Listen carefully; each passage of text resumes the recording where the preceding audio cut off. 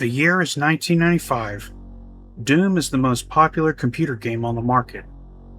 It is said that by the end of the year, Doom was installed on more computers than Windows 95.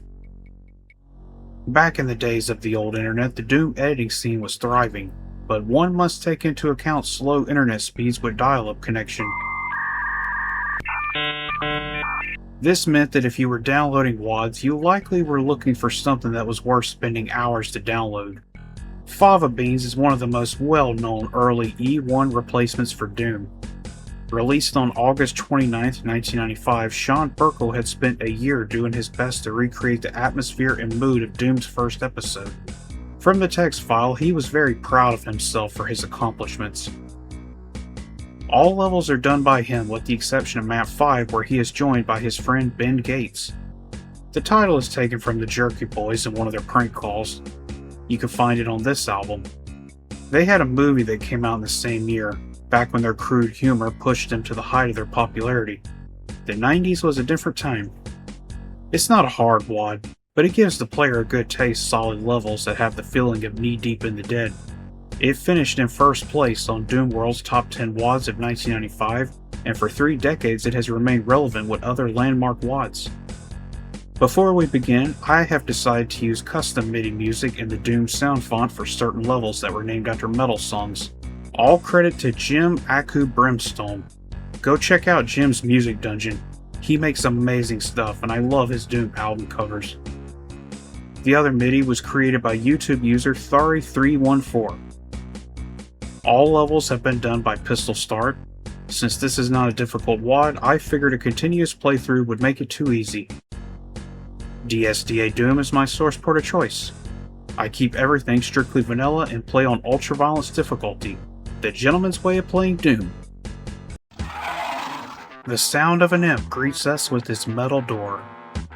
The opening room is empty with some imps above on a ledge. Off to the right hand side, we are introduced to our first enemies of the WAD. Go here and you can pick up a shotgun in the corner.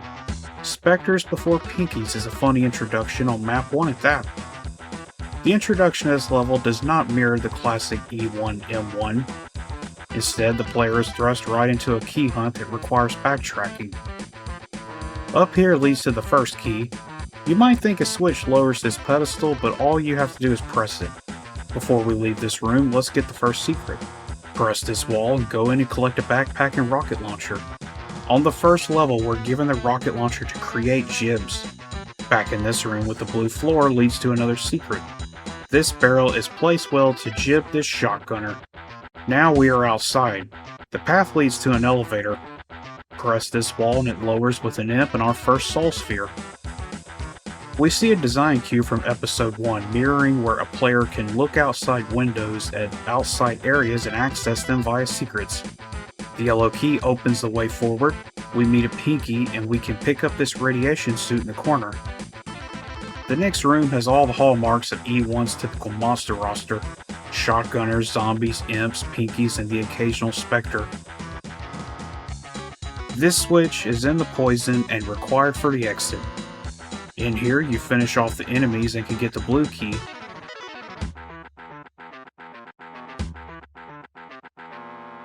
The blue key is entirely optional. All it does is open this room with a chain gun. The exit is back here in the starting area from the elevator. An interesting choice of design here with moving textures on the ceiling. The exit is right here and looks like something you would expect to see out of the original game. First impressions, this isn't a strong map to start off the WAD. It don't mirror Hangar, but I like the secrets. They're well placed and have that classic touch where you randomly press walls hoping to discover a secret path. That's an essential part of playing Doom. Pistol Start players have a shotgun waiting in the corner, ready to go to work. With 2 paths to choose from, the right will take you outside. A Mega Armor sits in the poison pit next to a soul sphere on a pedestal. Around the back, you can find a rocket launcher and several boxes of rockets. We're already in familiar territory. Echoes of E1M7 here. That's the exit right there in the building. The rocket launcher was given to us early, so let there be jibs. This level is non-linear and a vast improvement over the first map. You have multiple paths to choose from, and similar to a Romero level, it is chock full of secrets. Down this path leads to the blue key. The fights are fairly standard. If you played the original game enough, you already know what to expect early on in Episode 1. 51 monsters make up the level with no specters or pinkies. In this room is a secret wall that has a backpack and a switch inside, looking eerily familiar to a secret early in the original E1 and 2.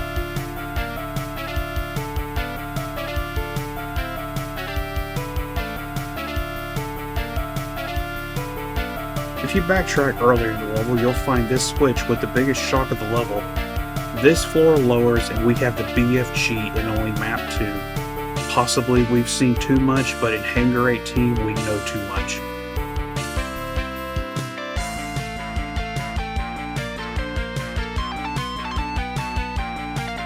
A better level than the start. The progression is beginning to pick up and I like the non-linear design. The biggest shock is the placement of the BFG, but I think this may have been done for deathmatch reasons.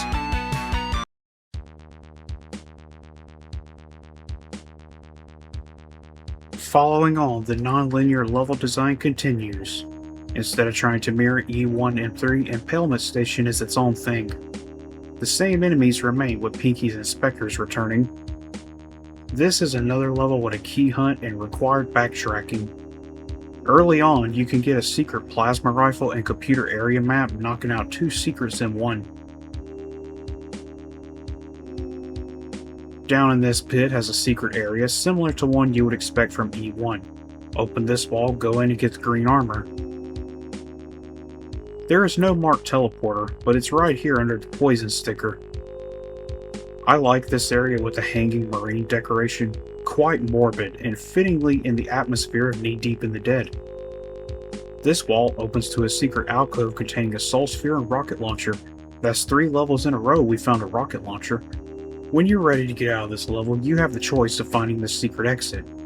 Go back in here and this window has a narrow ledge and you can slide across into another window with the switch.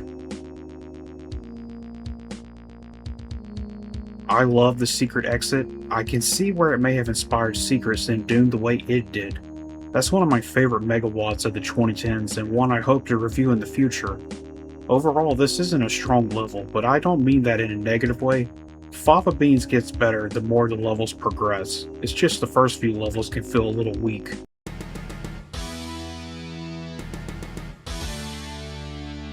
It's easy to write this level off as a disappointment.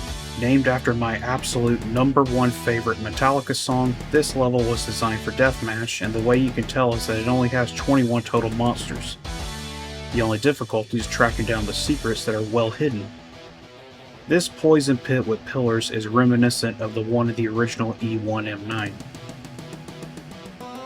I don't want to be overly critical of a deathmatch map, I just wish there was more for me to talk about while using this great MIDI track.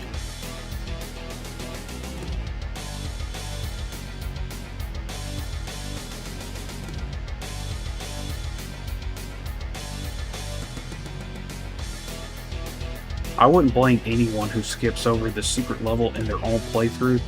Deathmatch maps were of great importance back in the 90s, and I can actually see where much of these maps were designed to be done with multiplayer in mind. A plasma rifle is visible from the start, but we can't reach it yet.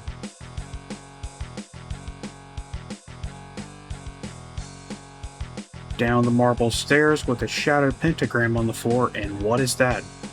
Cacodemons in E1. This is new.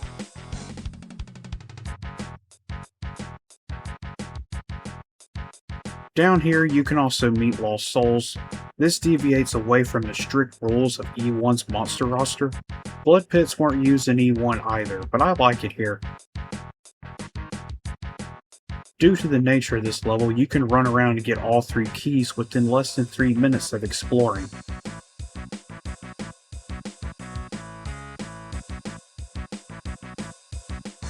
Outside here is a backpack and a soul sphere. When you go down the steps, you can hear a wall lowering and it takes a long time to lower. I could not for the life of me figure out some of these secrets, and I was quite frustrated with myself while recording this. I spent a lot of time running around and was stumped. This area with the spiraling staircase in blood leads to the exit. This is a decent map. Despite my failure on the secrets, I'm not going to criticize it. That's my fault as a player. There isn't a whole lot to talk about because it's a pretty straightforward map. The aesthetics look more akin to E2 than E1 with the blood pools and some demonic decorations.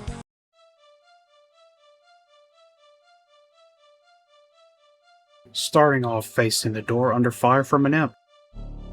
Once you get a foothold in the opener, you can go in here and deal with more enemies to get the red key in this cool red alcove. I like the shadows and lighting here. This flickering screen is the kind of little details I enjoy in old 90s WADs. Back in the starting room also has some nice shadows. In this room, we get the first secret where I accidentally shot the wall that opens up an alcove with a backpack. We also collect the obligatory rocket launcher.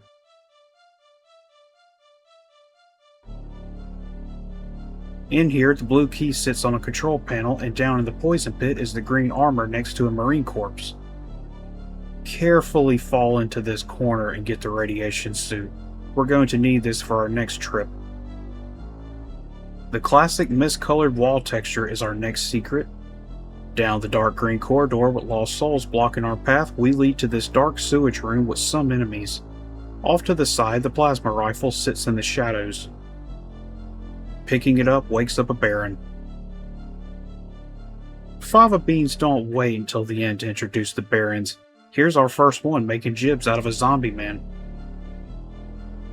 Down a corridor of enemies leads to the blue key room. The final area of the level is this gray room with red corners. Cacodemons hiss from the pit upon waking up. This is the final room with the exit, but we have to build the bridge first. Down here we can take care of the Baron.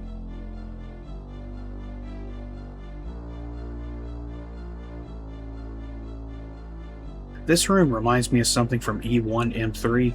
It even has a blur sphere to fight the enemies outside. Very cool. This room has strong Star Wars vibes. The gray and red just give me flashbacks, something related to the Empire. I like the aesthetics in this level. For vanilla textures in 1995, it looks like something that could fit in the original game and even a bit of Star Wars Dark Forces. This strongly captures that tech-based vibe in the atmosphere of Episode 1.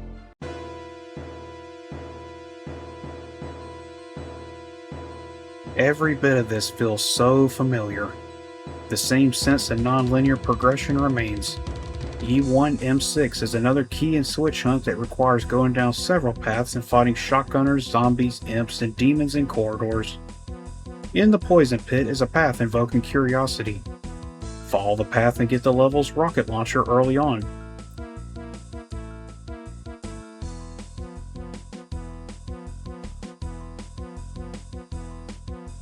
You have to go down here in the poison. The radiation suit will come in handy. Press the switch and get a soul sphere, but watch for this imp. The objective of this level is to run around flipping switches to raise the bridge to the exit. Along the way there are 7 hidden secrets. Some are more obvious than others behind mist-colored walls.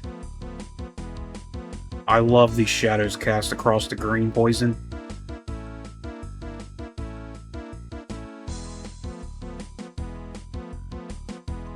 The blue key area shows the outside courtyard, and you get to go there by a secret.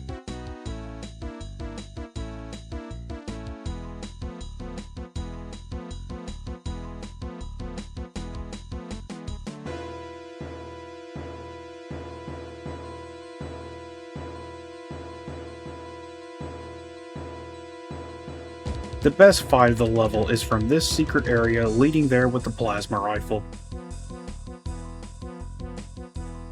Since they give it to you, might as well have fun. Let there be jibs. The exit to this level is interesting. The door takes you outside the building, and then the actual exit is this switch. This is a good level, and it evokes the sense of where you can get lost in E1 Romero style level design. For those who have played Doom the way it did, this level might feel similar to something from that. Despite it being smaller than a modern level, it's still big for 1995, and it has 154 monsters.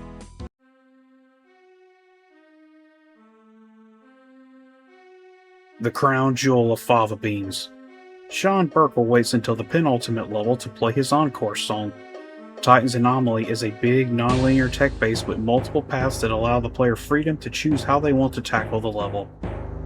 It contains the highest tally of secrets with 10 total, and they're all well placed and net great rewards. Depending on what path you take, the level can feel different. There is no set way for which secrets come first, and if you picked a certain route, new paths may open up. In this room with the imps on the giant tower, you can open that area as a secret if you took a different path earlier. I like the flickering lamppost here, nice little detail.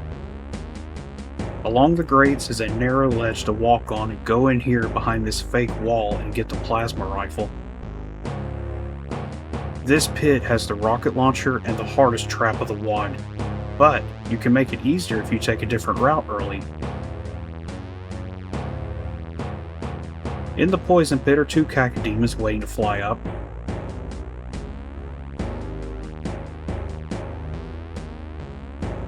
Another hanging marine decoration that is well placed.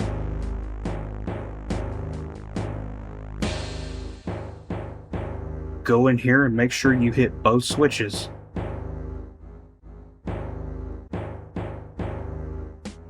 This room is a short maze over radiation pits with the typical fights you can expect of imps, shotgunners, and the occasional pinkier specter.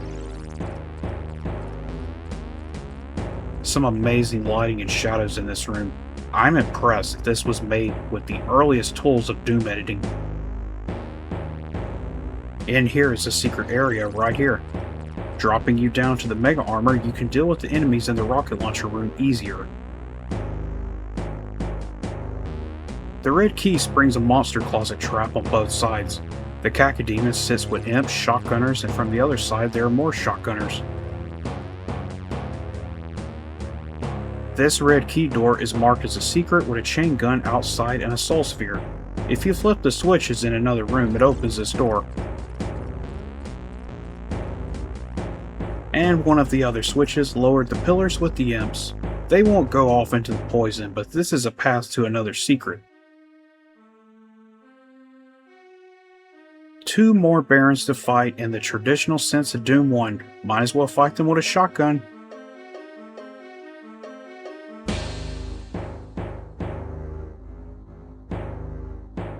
This room pays homage to the original E1 M7. When you go in here, the pillar lowers with enemies, another rocket launcher, and rockets to let there be jibs.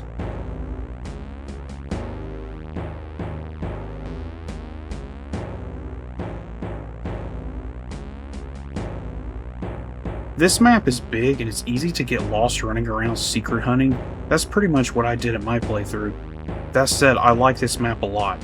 It's one of the best takes on E1 M7 that I've ever played. This is definitely my pick for a favorite map.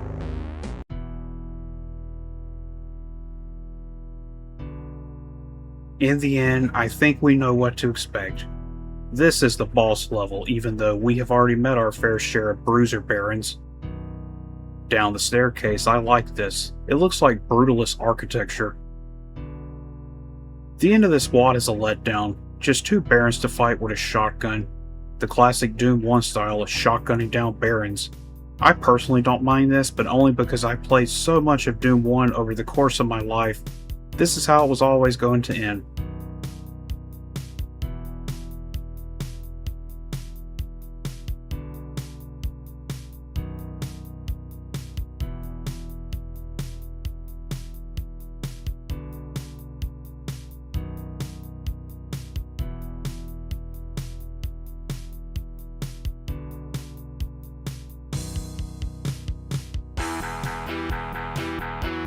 Fava Beans, the legendary Episode 1 replacement, the first of its kind. I had fun making this review and playing through it.